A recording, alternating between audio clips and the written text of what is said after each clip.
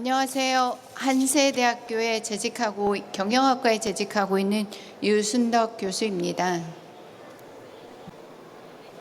네네. 제가 오늘 발표할 내용에 대해서는 우리가 살고 있는 시대에 인공지능하고 블록체인이 세상을 어떻게 바꾸고 우리가 어떻게 받아들여야 되고 그 두 가지 기술이 융합되었을 때 우리가 무엇을 어떻게 생각하고 어떤 기술이 어떤 영역의 서비스가 진입할 것인지에 대해서 논의하고자 합니다. 우리가 항상 어떤 서비스를 볼 때, 새로 나오는 서비스를 볼 때 우리가 무엇을 고민할까요? 이 두 개의 기업의 차이점이 뭘까요? 네이버란 기업은 똑같이 포털 서비스를 하는 두 기업이지만 첫 화면을 보시게 되면 네이버는 각종의 광고 홍보로 포장하고 있습니다. 이와는 달리 구글이란 기업은 소비자인, 사용자인 제가 들어가기 용이하게 제가 많이 사용하는 아이콘 중심으로 가고 있습니다.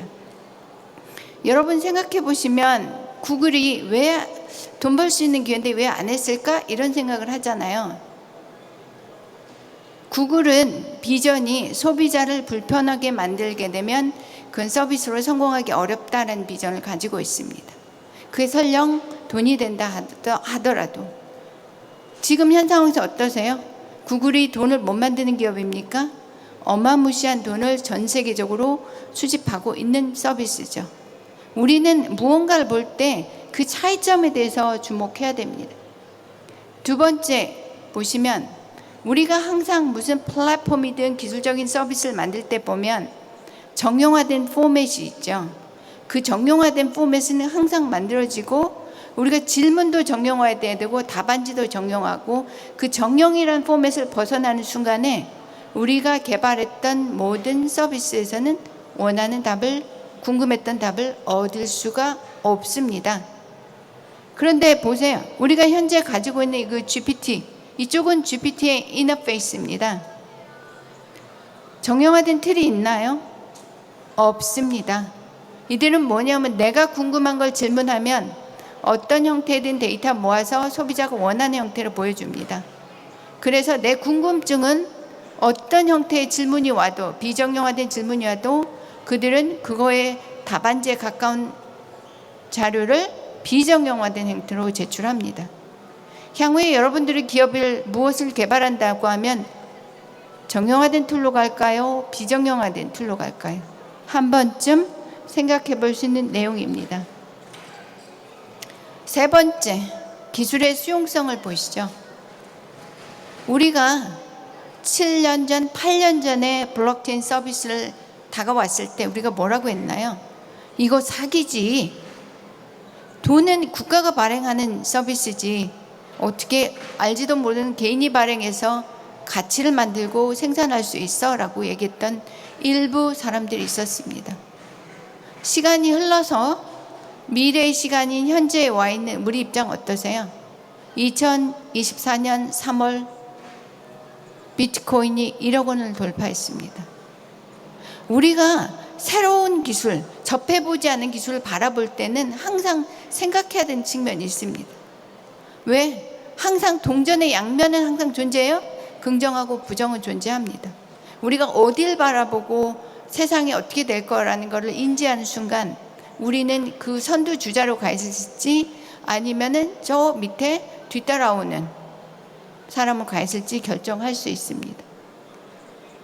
그러면 오늘의 주제인 블록체인을 바라봤을 때 왜 우리는 그렇게 블록체인에 대해서 열광할까라는 측면을 바라보시면 우리가 기존에 해왔던 as is 모델에서는 모든 데이터는 어때요?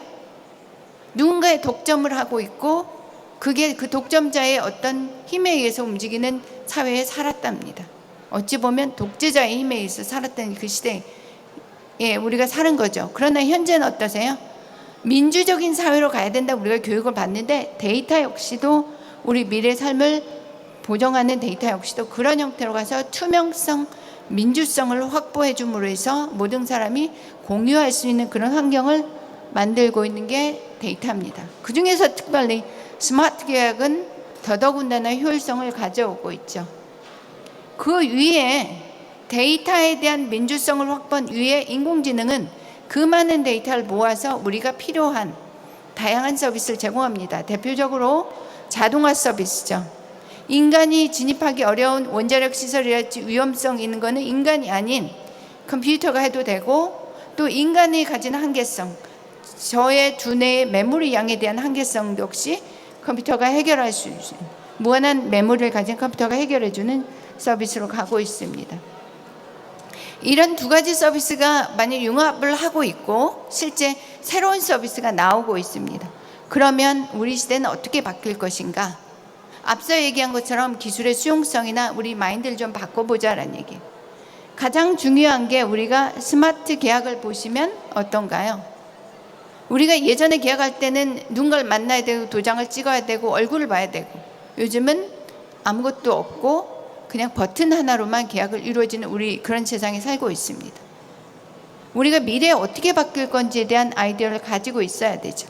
이 두 기술이 융합하게 되면 가장 크게 가는 게 보안성하고 투명성입니다. 모든 사람이 정보를 공유할 수 있고 향유할 수 있다는 측면이죠.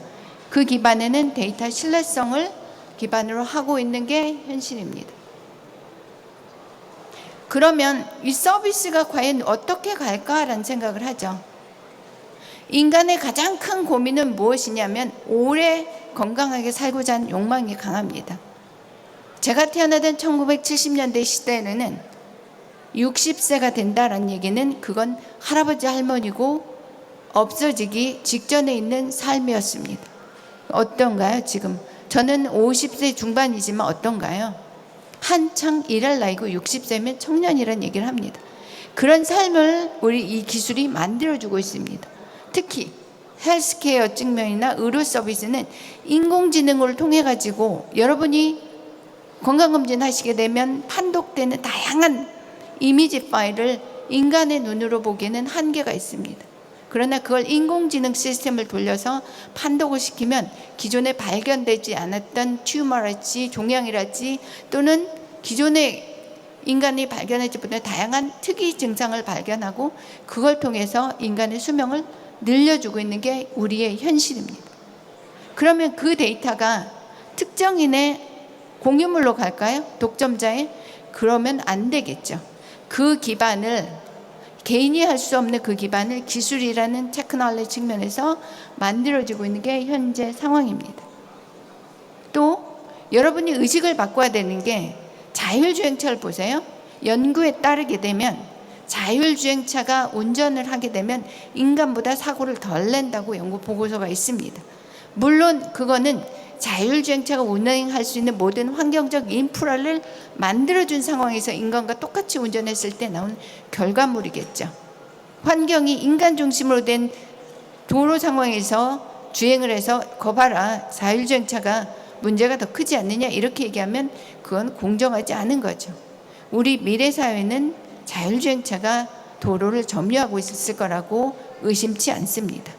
그리고 그 시대를 빨리 가야만 우리가 선진국으로서 우리가 우리 시장을 가져가고 앞서 나갈 수 있다라고 자부하고 있습니다. 그러면 인공지능과 블록체인 기술 시장의 미래에 대해서는 어떨까요? 우리는 항상 현재보다 미래가 무엇일까 고민합니다. 그리고 미래에 나오는 서비스를 알았더라면 내가 그 서비스를 하고 있겠지. 그래서 시장을 점유하고 있겠지라는 생각합니다. 제가 이거를 많이 느끼는 게 2010년도에 카카오 서비스가 처음 나왔을 때였습니다. 그때 왓츠앱 서비스를 저는 해외 출장이든지 많은 경험이 있기 때문에 이미 알고 있었습니다. 국내도 있으면 좋겠다라는 생각을 하던 찰나에 누군가가 이런 톡 서비스가 있다라고 얘기를 합니다. 그래서 그게 국내 시장에 정착하면서 여러분 삶에서 뗄래야 뗄 수 없는 많은 형태의 서비스를 갖고 있고 편의성을 제공하고 있고 그 시장을 대기업이 50년 걸쳐서 이뤘던 시장을 10년 만에 이뤄내는 중요한 발돋움을 하게 됩니다. 우리가 미래가 어떤 서비스가 올 거라는 걸 예상했더라면, 혹자는 그렇게 얘기합니다. 그러면 내가 예상했었더라면 그런 또 누군가가 예상했다면 그 서비스를 하면 좋았을 걸 이런 생각을 하죠. 우리는 미래의 무궁무진한 서비스가 계속 나오고 있습니다. 늦지 않습니다. 과연 그게 어떤 서비스일까는 여러분의 마인드, 생각을 갖고 기존에 있는 사고방식에 사로잡히지 말고 새로운 방식을 생각하고 고민할 수 있어야 됩니다. 그게 저희 세대를 거쳐서 우리 후세대가 해야 될 일이라고 생각합니다. 그래서 제가 제시하는 AI는 데이터에 대한 효율성을 기반으로 인간이 하기 어려운, 인간의 두뇌의 용량 부족 때문에 하기 어려운 다양한 서비스를 진입하고 있습니다. 그거를 이 데이터를 특정인이 공유하지 않고 모두가 공유하고 모두가 누릴 수 있는 그런 상황을 블록체인이라는 기술이 만들어주고 있습니다. 이런 특징을 기반으로 새로운 서비스를 우리가 만들어 가야 되고 그런 인식과 교육을 할 수 있는 이런 장을 마련해 준 게 이 세미나의 목적이라고 보고 있습니다.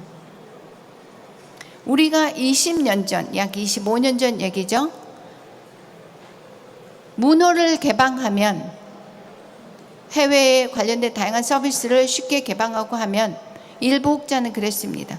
그러면 우리나라는 거의 미국화될 거고 일본 걸 다 따라갈 거고 문제가 클 거다라고 혹자는 얘기했었습니다. 지금은 어떤가요? 어디 가나 K-컬처, BTS, 어디를 가든 한국은 developed country and well-rich country and everybody wanted to learn Korean. 한국에 대해서 모든 걸 배우고 싶어 합니다. 실제 그랬나요? 우리가? 이전에 예측했던 그 사람들이 얘기한 대로 우리나라가 선진국의 종속국가로 바뀌었나요? 아닙니다. 우리가 리딩하는 그런 사회로 가고 있습니다. 이런 것처럼 우리가 당당하게 나갈 수 있는 그런 사회, 또 그런 미래를 만들고자 이런 미팅도 만들어진 걸로 보고 있습니다. 제가 더불어 말씀을 드리고 싶은 거는 우리가 새로운 기술이 왔을 때 주저하지 말고 그거의 동전의 양면처럼 긍정적인 측면을 폭넓게 바라보고 그걸 우리가 받아들이고 또 부정적인 측면은 반드시 있을 수 있습니다. 어떻게 그걸 통제, 제어할 수 있는가 방법에 대한 연구가 필요하지 그 기술은 우리가 받아들이면 안 돼. 대표적으로 휴대폰도 스마트폰을 들어오기까지 2년이라는 시간을 저지당하고 들어왔던 그런 역사가 있습니다. 그런 역사를 우리가 되밟지 않도록 이런 모임을 통해서 여러분의 의식을 좀 바꿨으면 합니다. 그리고 이 자리를 마련해 준 대표님이야 또 서울랩스의 장도연 대표님 또 진행해 주신 다른 분들한테 감사를 드리고요. 그리고 이 자리를 참가해 주신 프랑스의 음악 서비스를 소개해 주신 안토니아도 여전히 감사를 드립니다. Thank you also to Antonia for giving us brilliant insight music available in Paris. So everybody enjoy these meetings. I'm always excited to join this kind of meeting or presentation and then so welcome everybody. Thank you very much. 감사합니다.